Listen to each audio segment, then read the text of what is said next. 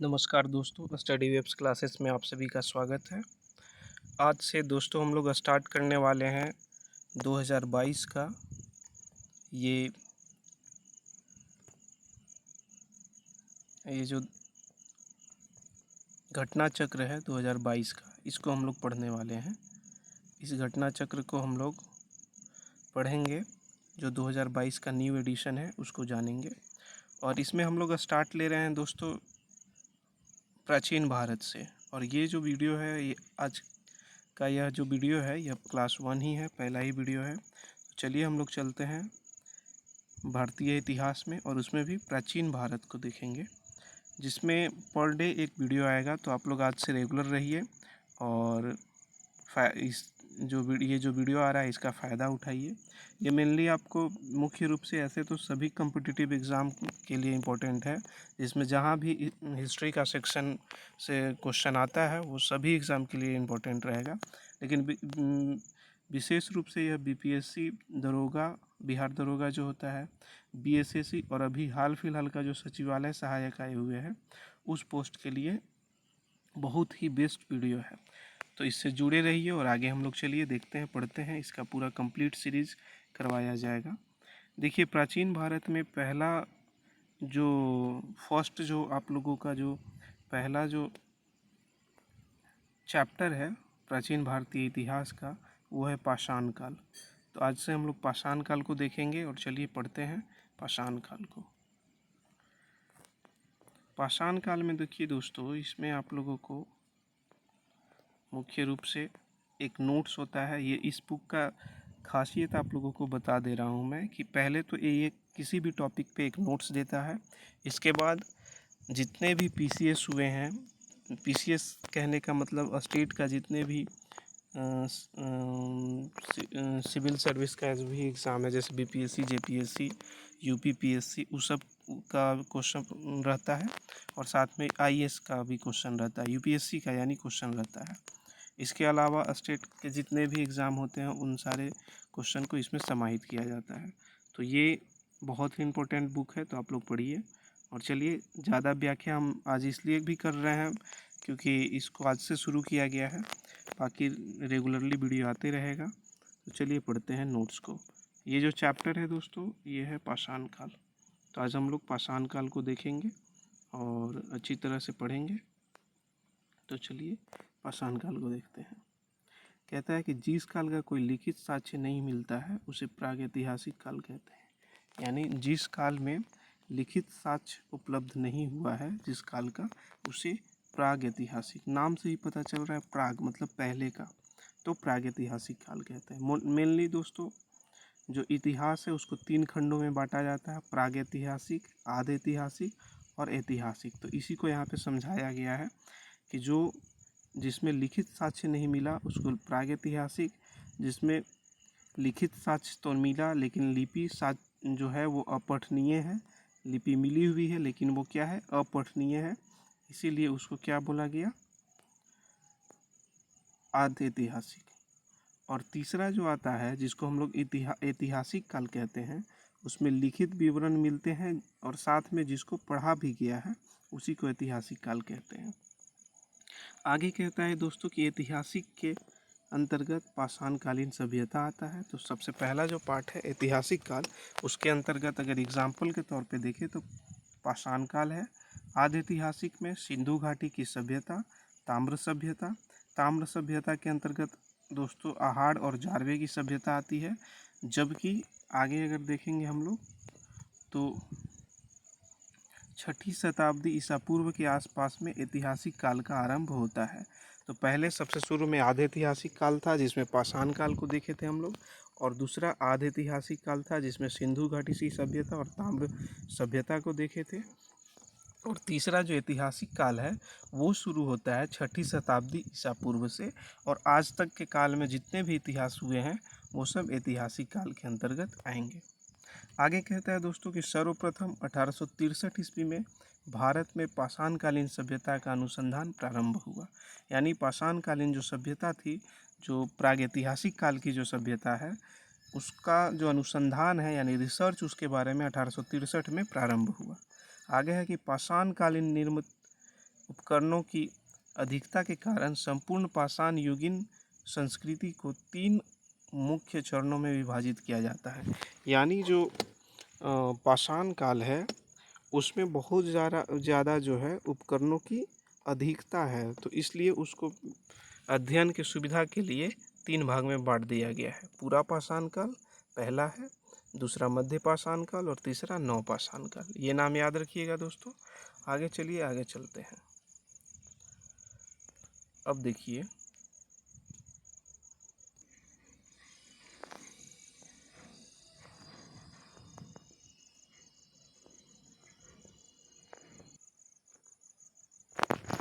आगे कहता है दोस्तों कि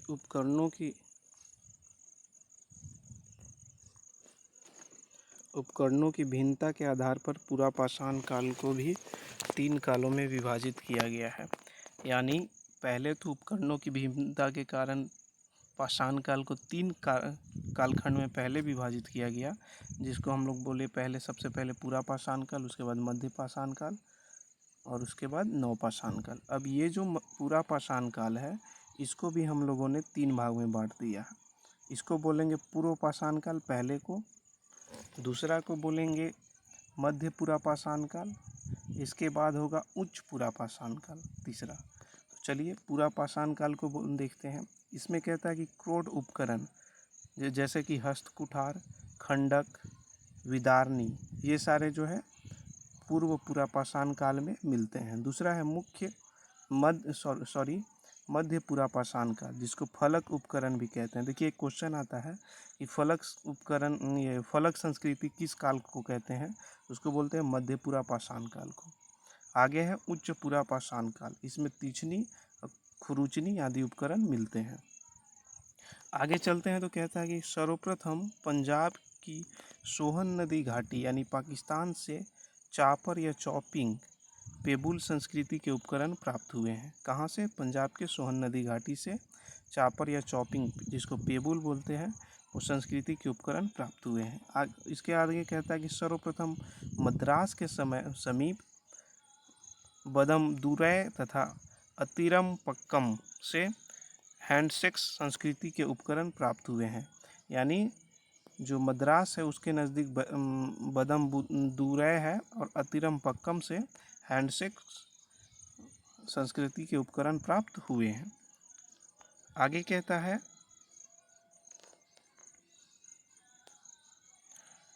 चलिए दोस्तों आगे देखते हैं। कहता है कि इस संस्कृति के अन्य उपकरण क्लीवर, स्क्रैपर आदि है।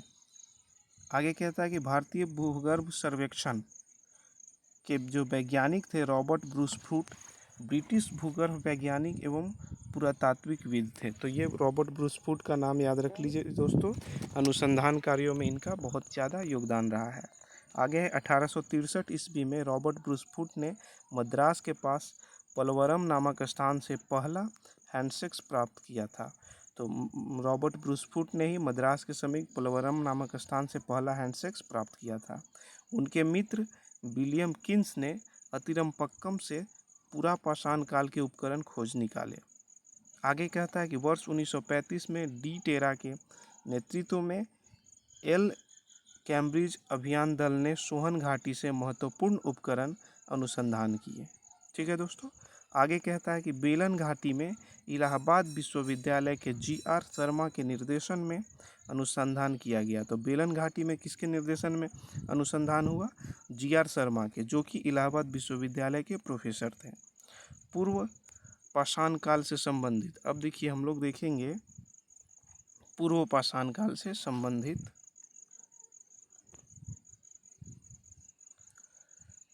तो सबसे पहले देखेंगे तो पूर्व पाषाण काल से संबंधित यहाँ 44 पूरा स्थल प्राप्त हुए हैं। कहाँ से दोस्तों?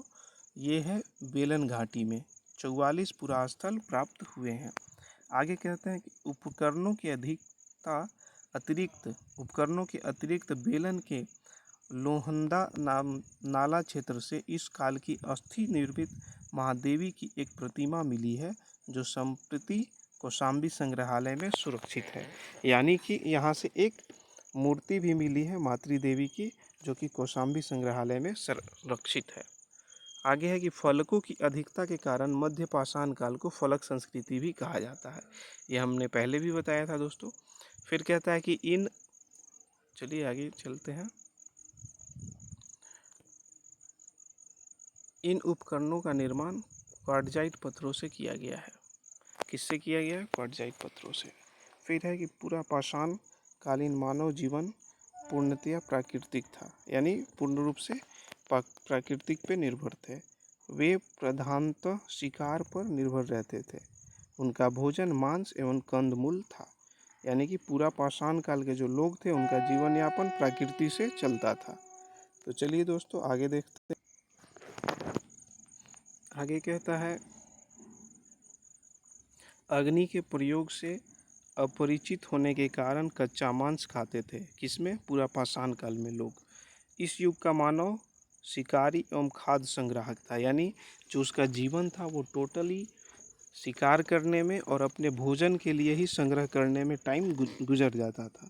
इस काल में मानव को पशुपालन एवं कृषि का ज्ञान नहीं था। यानी कि इस काल ये जो यानी कि बात चल रही है पूरा पाषाण काल की, तो यहाँ पर मानव जो भी है वो शिकार करेगा और उसी का संग्रह करने में लगा रहेगा। इसके अलावे आगे चलते हैं दोस्तों। आगे कहता है कि भारत में मध्य पाषाण काल के विषय में जानकारी सर्वप्रथम 1867-68 ईस्वी में हुई, जब आर्कीवाल्ड कार्लाइल ने विंध्य क्षेत्र में शैल चित्र यानी कि रॉक पेंटिंग खोज निकाले, जो कि किस काल के थे? मध्य पाषाण काल के। मध्य पाषाण काल के विशिष्ट औजार, इसको सूक्ष्म पाषाण या पत्थर के बहुत छोटे औजार हैं। ठीक है। इसके अलावे आगे चलते हैं तो कहता है दोस्तों कि भारत में मानव अस्थिपंजर का सर्वप्रथम मध्य पाषाण काल से ही प्राप्त होने लगा है। यानी कि मानव का जो अस्थिपंजर है वो भारत में सर्वप्रथम मध्य पाषाण काल में मिला है। गुजरात स्थित लंधनाज सबसे महत्वपूर्ण पुरास्थल है। यहाँ से लघु पाषाणोपकरणों के अतिरिक्त पशुओं की हड्डियाँ, कब्रिस्तान, कुछ मिट्टी के बर्तन भी प्राप्त हुए हैं। आगे है दोस्तों कि यहाँ से 14 मानव कंकाल भी मिले हैं। कहाँ से? ये सारी बातें गुजरात के लंघनाज के बारे में कहा जा रहा है। आगे कहता है कि मध्य पाषाण कालीन महदहा, जिसको प्रतापगढ़ उत्तर प्रदेश में है, से हड्डी एवं सिंह के निर्मित उपकरण प्राप्त हुए हैं।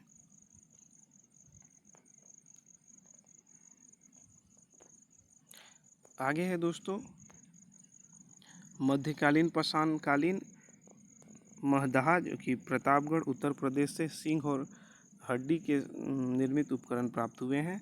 आगे हम लोग देखेंगे GR शर्मा ने महदहा से 3 क्षेत्रों का उल्लेख किया है, जिसको झील क्षेत्र, बूचड़खाना संकुल क्षेत्र और कब्रिस्तान निवास क्षेत्र बताया है। बूचड़खाना संकुल क्षेत्र से ही हड्डी एवं सिंह के निर्मित उपकरण, आभूषण बड़े पैमाने पर प्राप्त हुए हैं। डॉक्टर जयनारायण पांडे द्वारा लिखित पुस्तक पुरातत्व विमर्श में महदहा, सराय, नाहर राय, दमदमा तीनों स्थलों से हड्डी के उपकरण एवं आभूषण पाने जाने का उल्लेख है। दमदमा में किए गए उत्खनन के फलस्वरूप पश्चिमी तथा मध्यवर्ती क्षेत्रों में कुल 41 मानव समाधान ज्ञात हुए हैं। इन समाधानों में से 5 समाधान योग्य समाधान है तथा एक समाधान में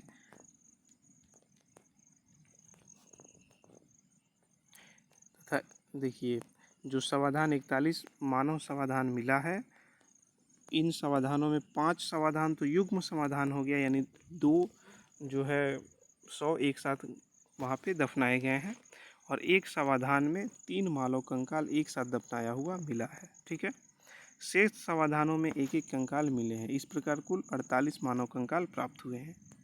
सराय नाहर राय से ऐसी समाधि मिली है जिसमें 4 मानव कंकाल एक साथ दफनाए गए हैं। यहाँ के कब्रें यानी समाधियाँ आवासीय क्षेत्र के अंदर स्थित थी। तो इस सारी ये जो थी कहाँ थी? आवासीय क्षेत्रों के अंदर थी। कब्रें छिछली एवं अंडाकार थी। आगे बोला गया है कि विंध्य क्षेत्र के लेखहिया एवं शिलाश्रय संख्या 1 से मध्यपाषाण कालीन लघु पाषाण उपकरण के अतिरिक्त 17 मानव कंकाल प्राप्त हुए हैं, जिनमें से कुछ सुरक्षित हालत में है तथा अधिकांश छत्र विछत्र अवस्था में है। आगे कहता है दोस्तों, अमेरिका के ओरेगॉन विश्वविद्यालय के जॉन आर लुकान्स के अनुसार लेखहिया में कुल 27 मानव कंकाल की अस्थियां मिली हैं। ठीक है, आगे है कि पशुपालन का आरंभ मध्यपाषाण काल में हुआ। पशुपालन के साक्ष्य भारत के आदमगढ़, जिसको होशंगाबाद मध्य प्रदेश तथा बागौर भीलवाड़ा राजस्थान से प्राप्त हुए हैं। तो जब भी पूछा जाएगा कि पशुपालन का साक्ष्य कहाँ से मिला है, तो भारत में हमारा आदमगढ़ जो कि होशंगाबाद मध्य प्रदेश में है, तथा दूसरा कहाँ है, बागौर भीलवाड़ा राजस्थान से प्राप्त हुआ है। मध्यपाषाण काल के मानव शिकार करने, मछली पकड़ने तथा खाद्य वस्तुओं का संग्रह कर पेट भरते थे। ठीक है, तो मानव शिकार करते थे, मछली पकड़ते थे और खाद्य वस्तुओं का संग्रह करते थे, वैसे ही पेट भरते थे। आगे है दोस्तों कि मध्य प्रदेश के रायसेन जिले में स्थित भीमबेटका प्रागैतिहासिक शैल चित्रकला का श्रेष्ठ उदाहरण है। तो रायसीना जिले में जो स्थित है भीमबेटका, वो प्रागैतिहासिक शैल चित्रकला का श्रेष्ठ उदाहरण है। भारत में सर्वप्रथम 700 से अधिक शिलाश्रय प्राप्त हुए हैं, जिनमें से 243 को क्रमांक दिया गया है। इनमें से 133 शिलाश्रयों में चित्रकारी प्राप्त हुई है। यूनेस्को ने भीमबेटका शैल चित्रों के विश्व विरासत सूची में शामिल किया गया है।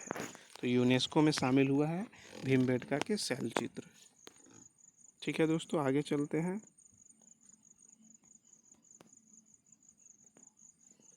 खाद्यान्न, सर्वप्रथम खाद्यान्नों का उत्पादन नवपाषाण काल में प्रारंभ हुआ। ठीक है दोस्तों, तो खाद्यान्न करना लोग कहाँ से शुरू किया, नवपाषाण काल से। इसी काल में गेहूं की कृषि प्रारंभ हुई। नवपाषाण खोजों के आधार पर भारतीय उपमहाद्वीप में प्राचीनतम कृषि साक्ष्य वाला स्थल उत्तर प्रदेश के संत कबीर नगर जिले में स्थित लुहरादेव है। यानी कि सबसे पहले भारत में कृषि का साक्ष्य जो है संत कबीर नगर उत्तर प्रदेश के लुहरादेव से प्राप्त हुआ है। यहाँ से 9000 ईसा पूर्व से 7000 ईसा पूर्व के चावल का साक्ष्य मिला है। उल्लेखनीय है कि इस नवीनतम खोजों के पूर्व भारतीय उपमहाद्वीप का कृषि साक्ष्य वाला स्थल मेहरगढ़ पाकिस्तान बलूचिस्तान में था। यहाँ से 7000 ईसा पूर्व के गेहूं के साक्ष्य मिले हैं। प्राचीनतम चावल साक्ष्य स्थित कोल्डिहवा इलाहाबाद जिले के बेलन नदी घाटी पर स्थित 6500 ईसा पूर्व के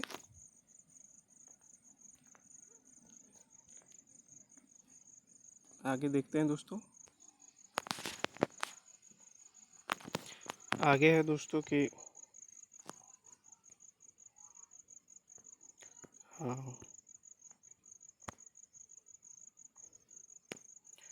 प्राचीनतम चावल के साक्ष्य वाला स्थल कोल्डिहवा इलाहाबाद जिले में बेलन नदी तट पर स्थित 6500 ईसा पूर्व के चावल की भूसी के साक्ष्य मिले हैं, माना जाता था। लेकिन अब कहाँ हो गया है दोस्तों, अभी जो हम लोग ऊपर में देखें प्राचीनतम चावल के साक्ष्य जो है वो उत्तर प्रदेश के संत कबीर नगर जिले में लुहरादेव हो गया है। ठीक है, आगे कहता है कि मक्का लगभग 6000 ईसा पूर्व का साक्ष्य मैक्सिको में पाया गया। बाजरा 5500 ईसा पूर्व चीन में, सोरघम 5000 ईसा पूर्व पूर्वी अफ्रीका में, राई 5000 ईसा पूर्व दक्षिण पूर्व एशिया में, जई 2300 ईसा पूर्व यूरोप में सर्वप्रथम पाया गया। तो इसको याद कर लेना है। आगे है मेहरगढ़ से पाषाण संस्कृति से लेकर हड़प्पा सभ्यता के सांस्कृतिक अवशेष प्राप्त हुए हैं। कहाँ से, मेहरगढ़ से। पाषाण से लेकर हड़प्पा तक का चीज़ मिलेगा आपको। आगे है कि मानव कंकाल के साथ कुत्ते का कंकाल बुर्ज होम जम्मू कश्मीर, जिसको गर्द आवास भी कहते हैं, से साक्ष्य मिले हैं, या यहीं से गर्द आवास के साक्ष्य भी प्राप्त हुए हैं। आगे कहता है दोस्तों कि इस पुरा स्थल की खोज 1935 में डी टेरा या पीटरसन ने की थी। ठीक है, बुर्जहोम की। आगे है कि गुफकराल कश्मीर में स्थित नवपाषाणकालीन स्थल है। गुफकराल का अर्थ होता है कुलाल अर्थात कुल्हाड़ी की गुहा। यहाँ से लोगों के कृषि एवं पशुपालन के कार्य करते थे यहाँ के लोग। चिरांद जो कि बिहार के सारण जिले में स्थित है, यहाँ से नवपाषाणकालीन अवशेष प्राप्त हुए हैं चिरांद से। चेचर से भी प्राप्त हुआ है, लेकिन यहाँ से चिरांद का उल्लेख मिला है। तो ये बीपीएससी में कई बार पूछा भी गया है। आगे है कि यहाँ से हड्डी के अनेक उपकरण प्राप्त हुए हैं। यहाँ से प्राप्त उपकरण हीरो के सींगों से निर्मित है।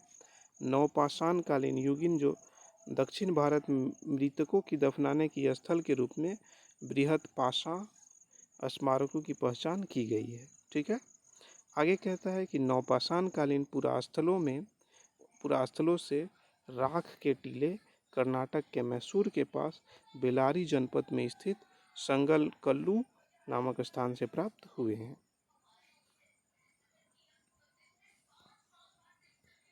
आगे कहता है कि आग का उपयोग नवपाषाण काल की महत्वपूर्ण उपलब्धि थी। तो अब जब आग का उपयोग होने लगा तो नवपाषाण काल में मांस जो है उसको पका कर खाया जाएगा दोस्तों, तो इसको ध्यान में रखिएगा। आगे है कि धातुओं में सबसे पहले तांबे का उपयोग हुआ। इस चरण में पत्थर एवं तांबे के उपयोग एक साथ जारी रहे, इसी कारण से इसे ताम्रपाषाण सांस्कृतिक यानी कि कैल्कोलिथिक कल्चर कहा जाता है। तो ये एक बात जान लीजिए, जब तांबा का उपयोग होने लगा तो पत्थर का उपयोग बंद नहीं हुआ था, दोनों का उपयोग चलता रहा, इसीलिए उसको ताम्रपाषाणी यानी तंबा भी और पाषाण भी, जिसको इंग्लिश में हम लोग कैल्कोलिथिक कल्चर भी कहते हैं। आगे है कि ताम्रपाषाण का अर्थ है पत्थर एवं तांबे का प्रयोग की अवस्था।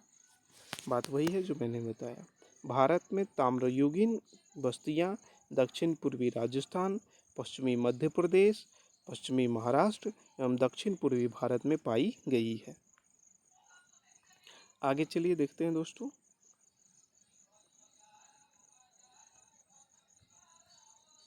आगे दक्षिण पूर्वी राजस्थान में अनेक पुरास्थल की खुदाई हुई है। ये है आहाड़, बालाथल, बागौर, ओजियाना, गुंदिल। ये स्थल बनास घाटी में स्थित है। तो ये सारे स्थल कहाँ हैं? बनास घाटी में। बनास घाटी में स्थित होने के कारण इसे बनास संस्कृति भी कहा गया है। और ये सारे स्थल दक्षिण पूर्वी राजस्थान में स्थित है। आगे है दोस्तों, इसको और बड़ा कर लेते हैं।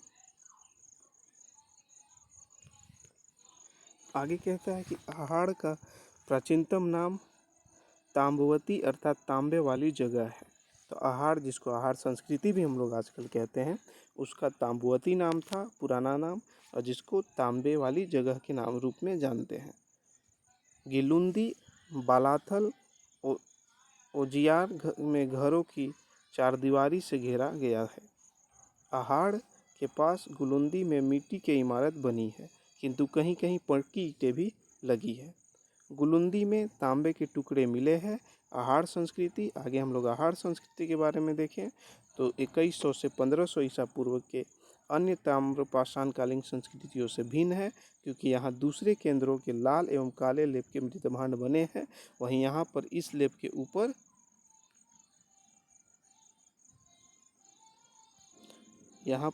लेप के ऊपर सफ़ेद रंग से चित्रकारी की गई है, जिसको कृष्ण लोहित मृतभांड परंपरागत विशिष्ट रही है। यानी कृष्ण लोहित मृतभांड जो है आहाड़ से हम लोगों को प्राप्त हुई है। पश्चिमी मध्य प्रदेश में मालवा, कायथा, एरन और नौदा टोला प्रमुख स्थल है। नौदा टोला मध्य प्रदेश का एक प्रमुख ताम्रपाषाणकालीन पुरास्थल है, जो खारगोन जिले में स्थित है। कौन सा? नौदा टोला। इसका उत्खनन HD संकालिया ने कराया है। तो नौदा टोला का उत्खनन HD संकालिया ने कराया है। यहाँ से मिट्टी, बांस, फूस के बने चौकोर एवं वृत्ताकार घर मिले हैं। कहाँ से? नौदा टोला से। आगे कहता है दोस्तों, यहाँ के मूल मृतभांड काले रंग के हैं, जिस पर ज्यामितीय आरेख उत्कीर्ण है। ठीक है, अब देखते हैं कायथा संस्कृति। कायथा संस्कृति जो हड़प्पा संस्कृति की कनिष्ठ समकालीन है, इसके मृतभांड में कुछ प्राक हड़प्पाकालीन लक्षण दिखाई देते हैं। साथ ही इन पर हड़प्पाकालीन प्रभाव भी स्पष्ट दिखाई देते हैं। इस संस्कृति के लगभग 40 बस्तियां मालवा क्षेत्र से प्राप्त हुई हैं, जो अत्यंत छोटी छोटी है। कौन सा? कायथा संस्कृति। ठीक है, आगे हम लोग देखते हैं दोस्तों,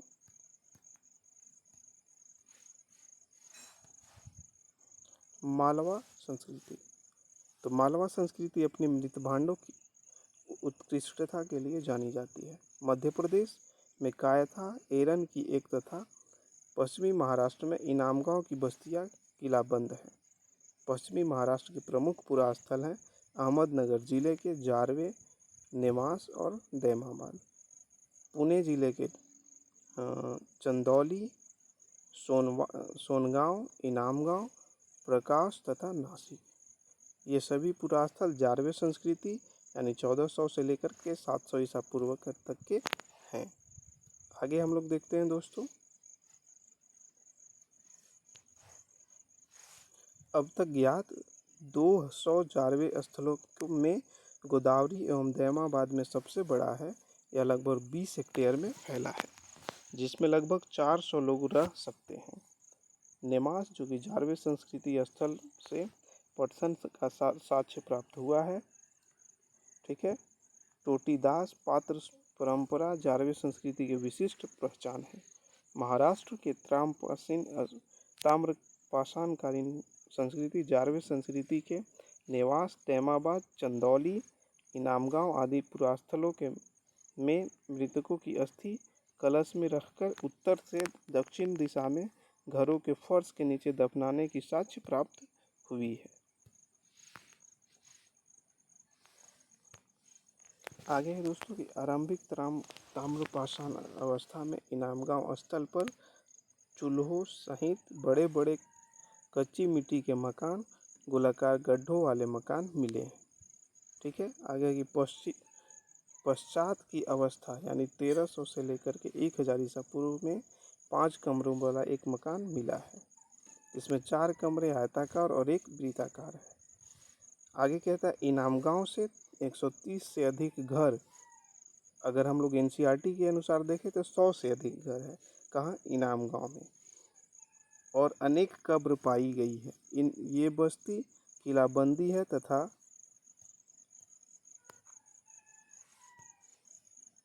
ये बस्ती क्या है? किलाबंदी है तथा खाई से घिरी हुई है। यह यहाँ शिल्पी, चलिए आगे हम लोग बढ़ते हैं। यहाँ शिल्पी अब बहुत कम बचा है दोस्तों, क्योंकि आप लोगों को इसमें थोड़ा सा बोरिंग भी फील हो रहा होगा, क्योंकि ये उतना मज़ेदार नहीं है। एक्चुअली में जो रिसर्च में आया है उसी के बारे में लिखा हुआ है, तो ये उतना इम्पोर्टेंट नहीं है। आगे जो क्वेश्चन पूछा गया है उससे ज़्यादा महत्व रखेगा आपका एग्ज़ाम। चलिए आगे है कि 85 लोग पश्चिमी छोर पर रहते थे, जबकि सरदार प्रायः केंद्र स्थल में रहता था। यहाँ से अन्नागार भी मिला है। पूर्वी भारत में गंगा तटवर्ती चिरांद अभी हम लोग पढ़े थे, जो बिहार में ही है। इसके अलावा पश्चिम बंगाल के बर्धमान जिले में वर्धमान जो उसको बोलते हैं, पांडु राजर दीबी तथा बीरभूम जिले में महिषदल उल्लेखनीय ताम्रकालीन स्थल है। कुछ अन्य पुरास्थल जहाँ खुदाई हुई है वो बिहार के सेनुआर, सोनपुर, ताराडीह तथा पूर्वी उत्तर प्रदेश के खैराडीह और नरहन है। आगे चलते हैं दोस्तों। बिहार, महाराष्ट्र, मध्य प्रदेश में रहने वाले लोग टोटी वाले, जलपात्र, गाड़ीदार, तस्तरिया एवं गोड़ीदार तस्तरिया तथा गोड़ीदार कटोरे बनाते थे। अब आते हैं दोस्तों दक्षिण पूर्वी राजस्थान, पश्चिमी मध्य प्रदेश, पश्चिमी महाराष्ट्र और अन्यत्र रहने वाले पाषाण युग के लोग मवेशी पालन कृषि करते थे। ये गाय भेड़ बकरी भैंस रखते थे तथा हिरण का शिकार भी करते थे। यहाँ से ऊँट के अवशेष भी प्राप्त हुई हैं। मुख्य अनाज गेहूँ और चावल के अतिरिक्त वे बाजरे की भी खेती करते थे। आगे चलते हैं दोस्तों। ताम्र पाषाण युग के लोग शिल्पकर्म में निसंदेह बड़े दक्ष थे और पत्थर का काम भी अच्छा करते थे। ताम्र युगीन के लोग ये कार्लेनियन, स्टेटाइल और क्वार्ट्ज क्रिस्टल जैसे अच्छे पत्थरों के मनके या गुटिकाएँ भी बनाते थे। वे लोग कताई और बुनाई भी जानते थे क्योंकि मालवा से चरखे और तकलियाँ मिली हैं। महाराष्ट्र में कपास, सन और सेमल की रुई के धागे भी मिले हैं। तो इस तरह से हम लोग जान सकते हैं, क्योंकि ये धागे मिल रहे हैं रुई के धागे, यानी कि लोग जो है बहुत ज़्यादा दक्ष हैं, वो कटाई बुनाई भी जानते हैं। इनाम गांव में कुंभकार, धातुकार, हाथी दांत के शिल्प, चूना बनाने वाले और खिलौने की मिट्टी की मूर्ति, टेराकोटा बनाने वाले कारीगर भी दिखाई दिए हैं। आगे देखते हैं दोस्तों। इनाम गांव में मातृ देवी की प्रतिमा मिली है, जो पश्चिमी एशिया में पाई जाने में वाली ऐसी प्रतिमा की प्रतिरूप है। मालवा और राजस्थान में मिली रूढ़ शैली से बनी मिट्टी के वृषण मूर्तियाँ यह सूचित करती हैं कि वृषण यानी सांड धार्मिक पंथ का प्रतीक था। पश्चिमी महाराष्ट्र की चंदौली नेवासा बस्तियों में कुछ बच्चों के गलों में तांबे के मनकों का हार पहनाकर उन्हें दफनाया गया है, जबकि अन्य बच्चों की कब्रों में सामान के तौर पर कुछ बर्तन मात्र है। आगे देखते हैं दोस्तों। महाराष्ट्र में मृतकों को उत्तर दक्षिण की दिशा में रखा गया था, किंतु दक्षिण भारत में पूर्व पश्चिम दिशा में रखा गया। ठीक है। आगे कहता है पश्चिमी भारत में लगभग संपूर्ण समाधान एक्सटेंडेड बरियल प्रचलित था, जबकि पूर्वी भारत में आंशिक समाधान फ्रैंक्शन बरियल चलता था। सबसे बड़ी निधि मध्य प्रदेश के गुंगेरिया से प्राप्त हुई है। इसमें 424 तांबे के औजार और हथियार तथा 102 चांदी के पतले परत हैं। आगे देखते हैं दोस्तों।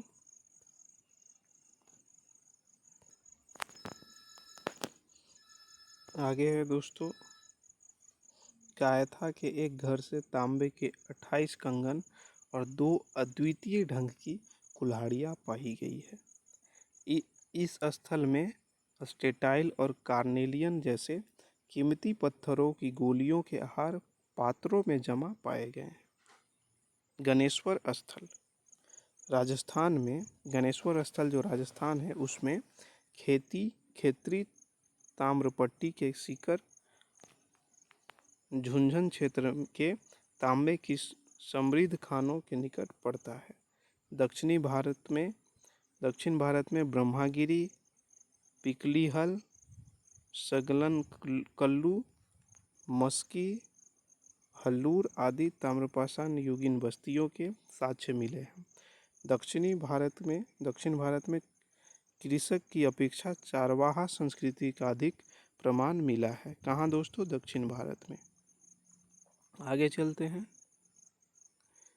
अब नोट्स खत्म ही हो गया है, आगे हम लोग क्वेश्चन ही देखेंगे।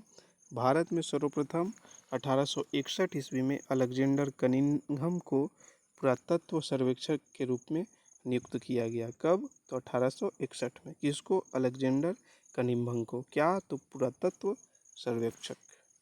आगे है 1871 ईस्वी में पुरातत्व सर्वेक्षण को सरकार के एक विभाग के रूप में गठित किया गया। वर्ष 1901 में लॉर्ड कर्जन के समय में भारतीय पुरातत्व सर्वेक्षण के रूप में केंद्रीकृत कर जॉन मार्शल को प्रथम महानिदेशक बनाया गया। तो ये क्वेश्चन भी आता है कि भारतीय पुरातत्व सर्वेक्षण का जो स्थापना हुआ है किस गवर्नर के समय में हुआ था। गवर्नर जनरल जो था वो लॉर्ड कर्जन था। और जॉन मार्शल को महानिर्देशक बनाया गया था। आगे है कि वर्ष 1902 में जॉन मार्शल ने कार्यभार ग्रहण किया। ठीक है, तो चलिए दोस्तों, अब हो गया नोट्स आपका समाप्त। अब आगे हम लोग आएंगे क्वेश्चन की तरफ। तो सबसे पहला क्वेश्चन देखते हैं दोस्तों। ठीक है, इसको अपने साइज के अनुसार एडजस्ट करते हैं। चलिए, क्वेश्चन है कि रॉबर्ट ब्रूसफुट थे। तो रॉबर्ट ब्रूसफुट क्या थे? एक भूगर्भ वैज्ञानिक थे और साथ में क्या थे? पुरातत्वविद थे, यानी जो पुराने चीज़ हैं, जो वस्तुएं होती हैं उसके बारे में बताते थे, उसके बारे में रिसर्च करते थे, और एक भूगर्भ के जो है वो वैज्ञानिक थे। चलिए इसका नोट्स देखते हैं, इसका डिटेल देखते हैं। इंसाइक्लोपीडिया ब्रिटानिका के अनुसार रॉबर्ट ब्रूसफुट ब्रिटिश भूगर्भ वैज्ञानिक और पुरातत्वविद थे। जूलॉजिकल सर्वे के से संबंधित जो रॉबर्ट ब्रूसफुट 1863 ईस्वी में भारत में पाषाणकालीन बस्तियों के अन्वेषण की शुरुआत की, यानी रिसर्च की शुरुआत की।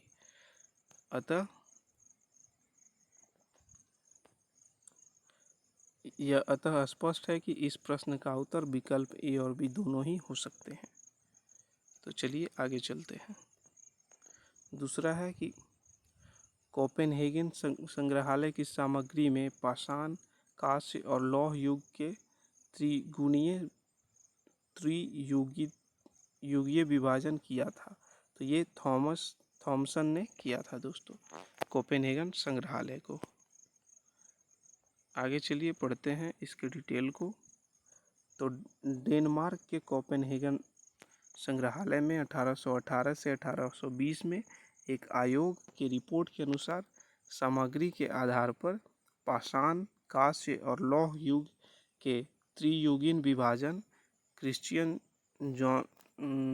जर्नेसन थॉमसन ने किया था। यद्यपि थॉमसन ने 1836 ईस्वी में इसी वर्गीकरण के अनुसार संग्रहालय के वस्तुओं का विवरण प्रकाशित किया था। आगे चलते हैं दोस्तों, क्वेश्चन नंबर थर्ड कहता है, आगे चलिए दोस्तों, क्वेश्चन नंबर थर्ड कहता है कि उत्खनित प्रमाणों के अनुसार पशुपालन का प्रारंभ कब हुआ? तो पशुपालन मध्य पाषाण काल में हुआ था और आग का आविष्कार नवपाषाण काल में हुआ था। कहता है कि मध्य पाषाण काल के अंतिम चरण में पशुपालन के साक्ष्य प्राप्त होने लगे। ऐसे पशुपालन के साक्ष्य भारत में आदमगढ़ यानी होशंगाबाद मध्य प्रदेश और बागौर भीलवाड़ा राजस्थान से मिले हैं। ठीक है, आगे चलते हैं दोस्तों 4 नंबर क्वेश्चन पे। 4 नंबर क्वेश्चन कहता है कि मध्य पाषाणिक प्रसंग में पशुपालन के प्रमाण कहाँ से मिले, वह स्थान है। तो पशुपालन के प्रमाण आदमगढ़ से मिले हैं। आगे है दोस्तों 5 नंबर क्वेश्चन, कहता है कि निम्नलिखित में से किस स्थल से हड्डी के उपकरण जो है वो प्राप्त हुए हैं? तो हड्डी के उपकरण आपको 2 जगह से मिला है ऑप्शन के अनुसार, महदहा और दूसरा जो है सराय नाहर राय से। कहाँ से? सराय नाहर राय से मिला है। तो चलिए दोस्तों इसका डिटेल पढ़ते हैं। डिटेल है कि मध्यपाषाण कालीन महदहा जो उत्तर प्रदेश के प्रतापगढ़ जिले में स्थित है, वहाँ से बड़ी पात्र में हड्डी और सींग के निर्मित उपकरण मिले हैं। जी.आर. शर्मा महदहा में 3 क्षेत्रों का उत्खनन करते हैं, जो झील क्षेत्र, बुचड़खाना संकुल क्षेत्र और कब्रिस्तान निवास क्षेत्र के रूप में बटा हुआ है। बुचड़खाना संकुल क्षेत्र से ही हड्डी और सींग निर्मित उपकरण एवं आभूषण बड़े पैमाने पर पाए गए हैं। आगे है कि सराय नाहर राय से भी अल्प मात्रा में हड्डी के उपकरण मिले हैं। चलिए आगे देखते हैं।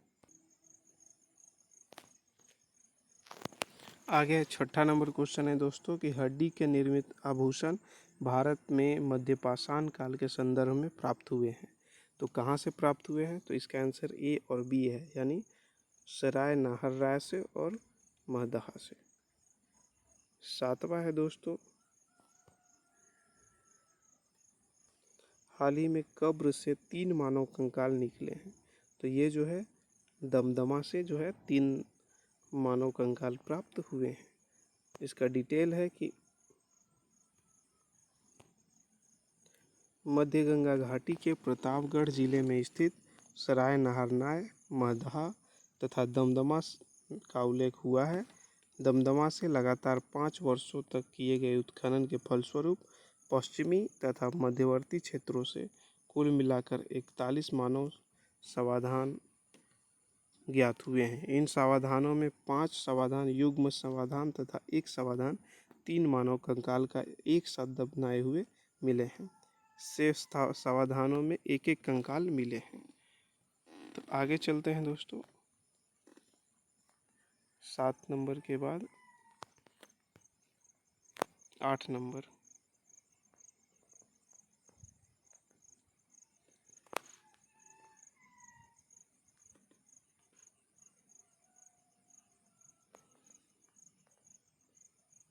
आठ नंबर देखते हैं दोस्तों। खाद्यान्नों की कृषि सर्वप्रथम प्रारंभ हुई थी। तो खाद्यान्नों की कृषि जो है दोस्तों वो नवपाषाण काल में प्रारंभ हुई थी। खाद्यान्नों का उत्पादन सर्वप्रथम नवपाषाण काल में हुआ। यही वह समय है जहाँ मनुष्य कृषि कर्म से परिचित हुआ। ठीक है। 9 नंबर है कि भारत में मानव का सर्वप्रथम साक्ष्य कहाँ से मिलता है। तो भारत में मानव का सर्वप्रथम साक्ष्य जो है नर्मदा घाटी से मिलता है। डिटेल कहता है दोस्तों कि भारत में मानव का सर्वप्रथम साक्ष्य मध्य प्रदेश के पश्चिमी नर्मदा क्षेत्र में अवस्थित हथनौरा जो कि होशंगाबाद नामक स्थान पुरास्थल से प्राप्त हुआ है। इसकी खोज पुरातात्विक अरुण सोनकिया द्वारा 5 दिसंबर 1982 को किया गया था। आगे है दोस्तों 10 नंबर क्वेश्चन। कहता है कि प्रथम मानव जीवाश्म भारत में किस नदी घाटी से प्राप्त हुआ है। तो अभी हम लोग देखें नर्मदा घाटी से। ये देखिए 66 बीपीएससी 2020 में पूछा गया है। 11 नंबर क्वेश्चन की ओर चलते हैं दोस्तों। मानव द्वारा सर्वप्रथम प्रयुक्त अनाज था तो जौ था।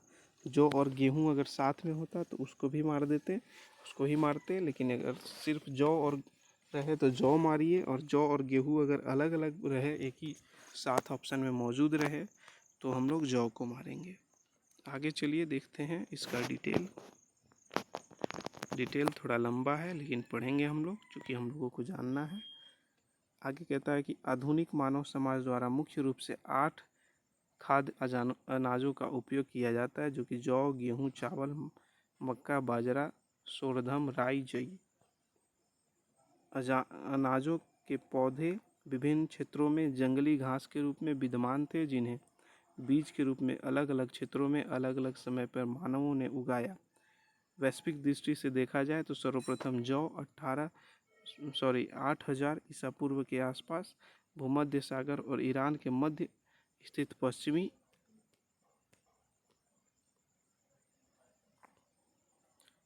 पश्चिमी एशिया के देशों में मानव द्वारा किया गया। बाद में लगभग इन्हीं क्षेत्रों में 8000 ईसा पूर्व के आसपास गेहूं भी उपयोग में लाया गया।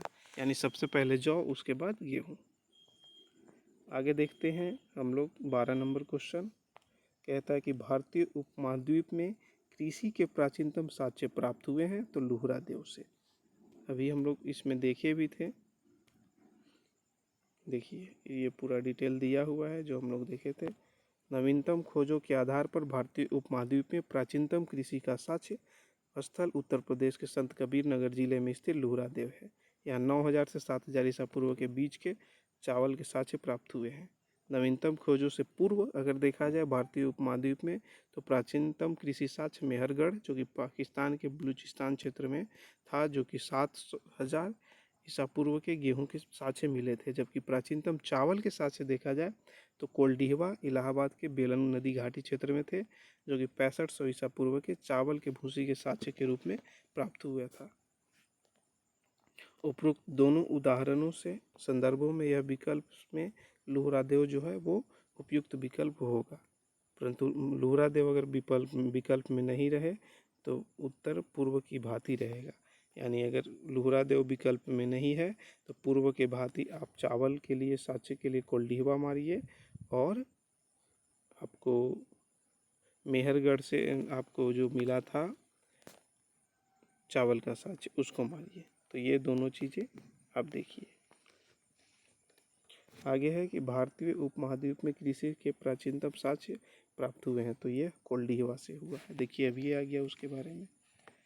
आगे है कि भारतीय उपमहाद्वीप में कृषि का प्राचीनतम साक्ष्य तो मेहरगढ़ से मिला है, ये भी आ गया, जिसकी चर्चा हम लोग ऊपर किए थे। आगे 15 नंबर क्वेश्चन है कि पाषाण युग में, आगे कहता है कि पाषाण काल युग में भारतीय उपमहाद्वीप में उत्तर पश्चिमी क्षेत्र में निम्नलिखित में किस स्थान पर कृषि के अभ्युदय के प्रारंभिक प्रमाण प्राप्त हुए हैं। तो इसका आंसर होगा दोस्तों, आगे चलिए देखते हैं।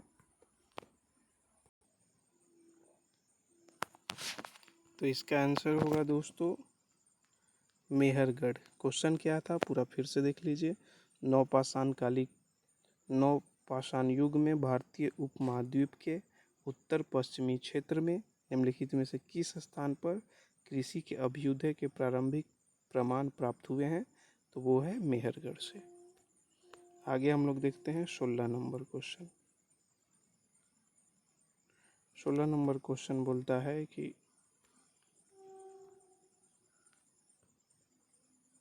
भारत में पशुपालन और कृषि के प्राचीनतम साक्ष्य प्राप्त हुए हैं।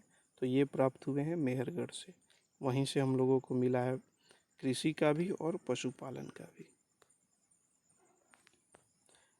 उस स्थान का नाम बताइए जहाँ प्राचीनतम अस्थायी जीवन के प्रमाण मिले हैं। तो ये भी मेहरगढ़ से मिला है।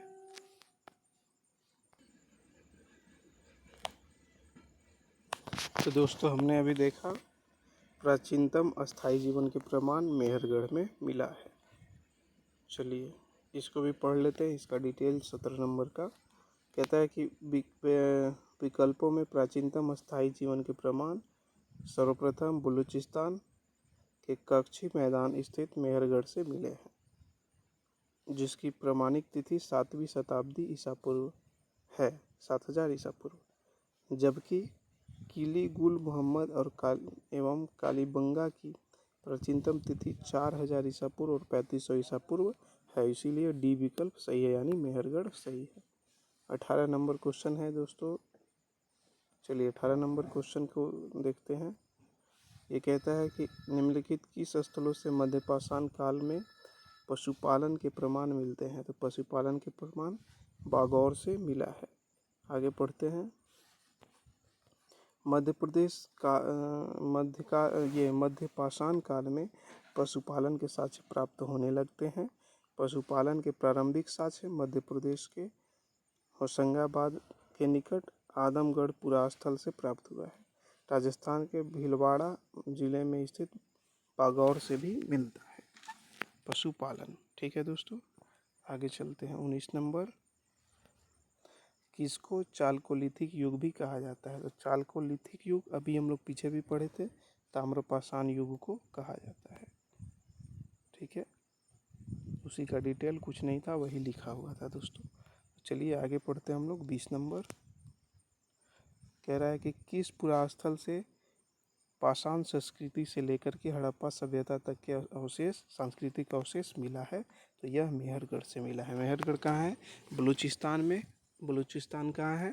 तो पाकिस्तान में। तो इस तरह से देखते हैं दोस्तों अगला क्वेश्चन। देखिए इसका भी डिटेल कुछ वैसा खास नहीं है, तो इसको रहने देते हैं ऐसे। हालांकि चलिए पढ़ ही लेते हैं हम लोग। बलूचिस्तान पाकिस्तान में स्थित पुरास्थल मेहरगढ़ से पाषाण संस्कृति से लेकर हड़प्पा सभ्यता संस्कृति तक सांस्कृतिक अवशेष प्राप्त होते हैं। नवदा टोला का उत्खनन किसने किया था? चलिए आगे हम लोग देखते हैं दोस्तों। नवदा टोला का जो उत्खनन है वो किया है HD सांकलिया ने। नवदा टोली जो कि मध्य प्रदेश में है, उसका उत्खनन दक्कन कॉलेज पुणे के प्रोफेसर HD सांकलिया ने किया था। यह इस महाद्वीप का सबसे विस्तृत उत्खनन ताम्रपाषाणी ग्राम स्थल है, जिसकी तिथि ईसा पूर्व 1600 से 1300 के मध्य निर्धारित की गई है। नवदा टोला, नवदा टोला कहाँ है? महाराष्ट्र में है। अभी हम लोगों ने ऊपर में ही देखा, तो 22 नंबर क्वेश्चन वही है, महाराष्ट्र सॉरी मध्य प्रदेश में। आगे है कि बृहद पाषाण स्मारकों की पहचान की गई है। तो यह जो है मृतकों को दफनाने का स्थान के रूप में किया गया है। चलिए डिटेल पढ़ते हैं दोस्तों। 23 नंबर का कहता है कि नवपाषाण युगीन दक्षिण भारत में शवों को विभिन्न प्रकार के समाधियों में दफनाने की परंपरा विद्यमान थी।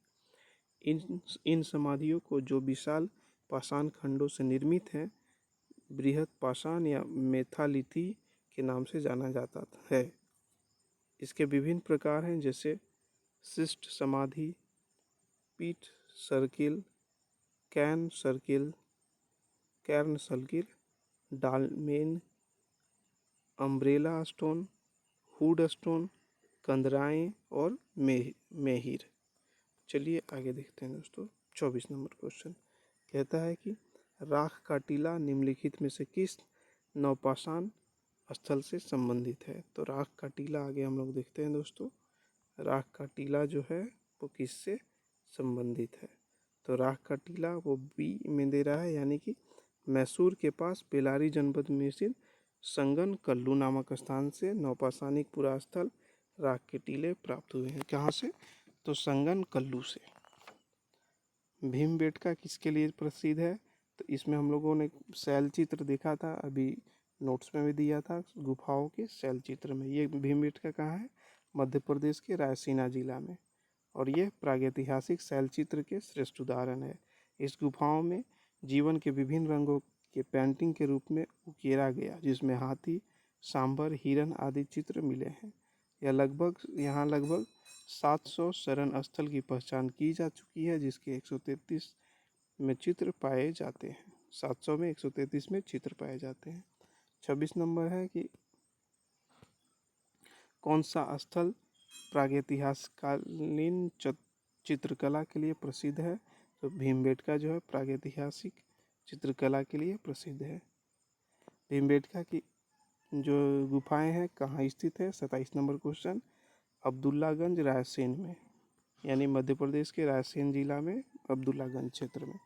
आगे है 28 नंबर की भारत में किस शिलाश्रय से सर्वाधिक चित्र प्राप्त हुए हैं? तो शिलाश्रय भीमबेटका से सर्वाधिक चित्र प्राप्त हुए हैं।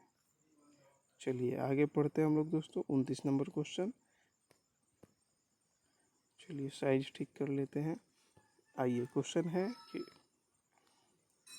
किस भारतीय पुरातत्ववेत्ता ने पहली बार भीमबेटका गुफा को देखा और उसकी शैल चित्रों को प्रागैतिहासिक महत्व को खोजा? तो यह जो है CS वाकंकर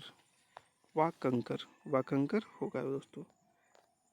कहता है कि मध्य प्रदेश के रायसेन जिले में स्थित भीमबेटका प्रागैतिहासिक स्थल शैल चित्रकला का श्रेष्ठ उदाहरण है। इसकी खोज 1957 ईस्वी में BS वाकंकर ने की। यूनेस्को ने भीमबेटका के शैल चित्रों को विश्व विरासत सूची में शामिल किया है।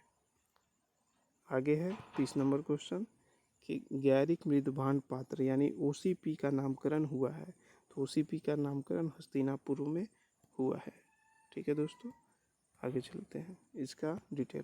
इसका डिटेल जो है कहता है कि गंगा यमुना दोआब की सांस्कृतिक परंपरा संभवतः उस संस्कृति के साथ शुरू होती है जिसके अत्यंत विशिष्ट मृतभांड के नमूने के कारण गैरुवर्णी गैरिक मृतभांड संस्कृति यानी OCP कहा गया।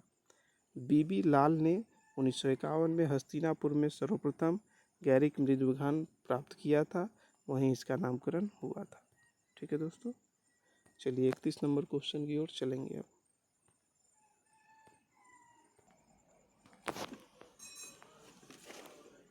चलिए 31 नंबर देखते हैं।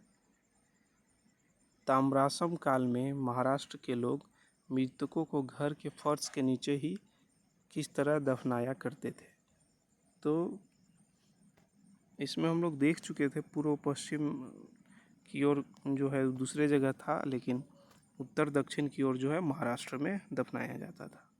देखिए इसका डिटेल देखिए। तो महाराष्ट्र के ताम्रपाषाण कालीन संस्कृति जारवे संस्कृति के नेवास, दैमाबाद, कोट, चंदौल, इनामगांव आदि पुरास्थलों में घरों से मृतकों को अस्थि कलश में रखकर उत्तर से दक्षिण स्थित घरों के फर्श के नीचे दफनाने का साक्ष्य मिला है।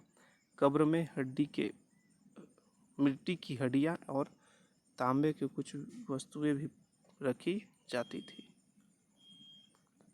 आगे चलिए 32 नंबर, किस स्थल से मानव कंकाल के साथ कुत्ते का कंकाल भी सावधान से प्राप्त हुआ है, यानी मानव कंकाल के साथ साथ कुत्ते का भी कंकाल मिला है। यह है बुर्जहोम से।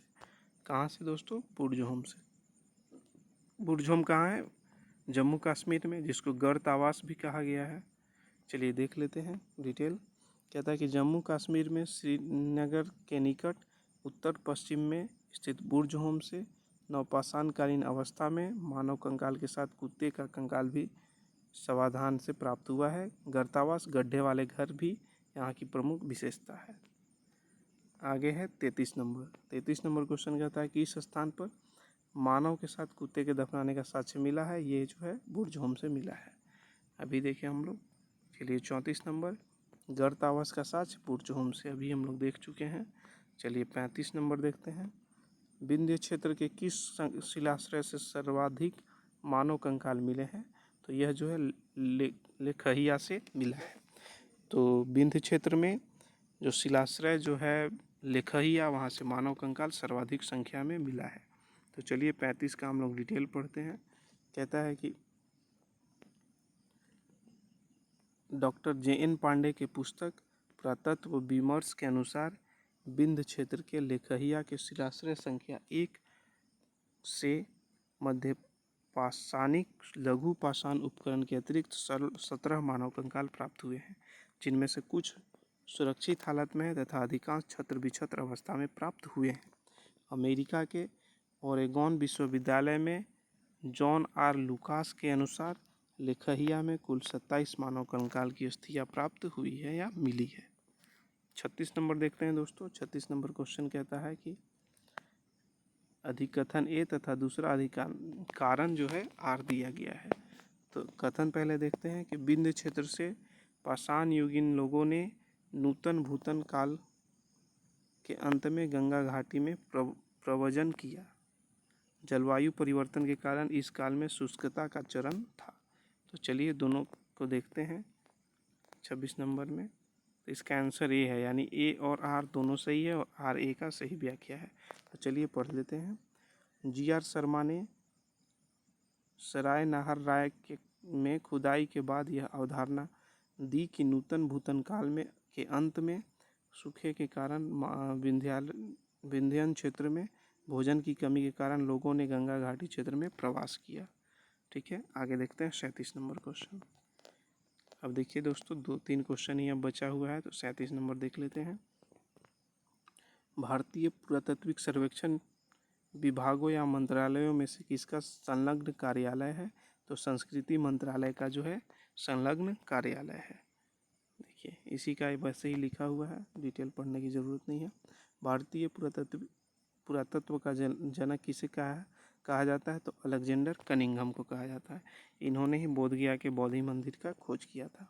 आगे है अलेक्जेंडर कनिंघम 1814 से 1893 में एक ब्रिटिश सेनाधिकारी के रूप में बंगाल इंजीनियर का काम करने के लिए तैनात किया गया था। उन्हें भारतीय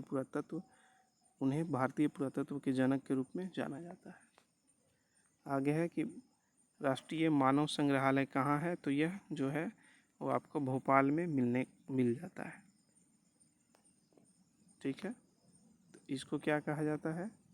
राष्ट्रीय मानव संग्रहालय, जिसका नाम बदलकर इंदिरा गांधी राष्ट्रीय मानव संग्रहालय कर दिया गया है।